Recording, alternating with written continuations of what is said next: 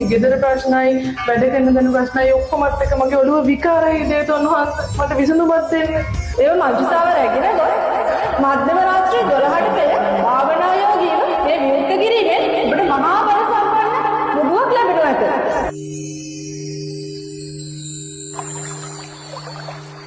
මම කොහෙද ඉන්නේ?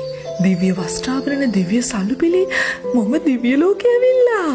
ඇත්තටම දෙයියෝ ගත කරන්නේ මොන වගේ ලයිෆ් ස්ටයිල් එකක්ද කියලා අද නම් මම මුළු දිව්‍ය ලෝකෙම ටුවර් එකක් දාලා බලනවා. මේ පූල් එක නෙමෙයි යන්නේ. නෑ මාළු ටැංකියකුත් නෙමෙයි. දෙවියෝ ලන්ච් ගන්නකම් මේ මාළු පැටව ටික කකුල මසාජ් කරනවා. ෆිෂ් තෙරපි එකත් එක්ක ලන්ච් ගන්න වෙන මම නම් පළවෙනි වතාවට. අමෘතේ නෙමෙයි. දැන් කාලේ දෙයියොත් බොන්නේ මොහිටෝනේ. කැම ටික නම් දිව්‍ය භෝජන පරාදයි.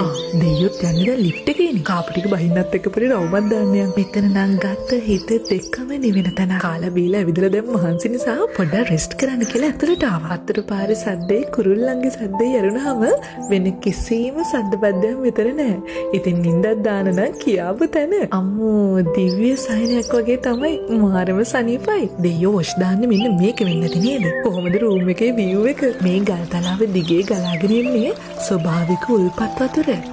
දෙයියන්ට කම්මැලි වුණාම සෙල්ලම් කරන්න මෙතන වෙන්නේ නැතිනේ. ඇලත් එක්ක ඉන්නකොටත් පුදුම මානසික සුවයක් දැනෙන්නේ මෙතන. දිව්‍ය ලෝකේ කියලා නෑ. මේ කට්ටියත් හොඳට පාටි දානවා වගේ. හිත ගත දෙකම සැහැල්ලු වෙන්න කොළඹින් පිට යන්න ඕනෙම නෑ. මම මේ ඉන්නේ කොළඹ අවට තැනක කිව්වොත් ඔයා පිළිගන්නවද? ඒක නම් තනිකරම දිව්‍ය ලෝකයක් දේවතාවුන් වහන්සේ. දේවතාවුන් වහන්සේ වඩින්න කොයි පැත්තට? යහපතේ දරුවෝ මේ නරලව ප්‍රශ්න කෝටියයි මට.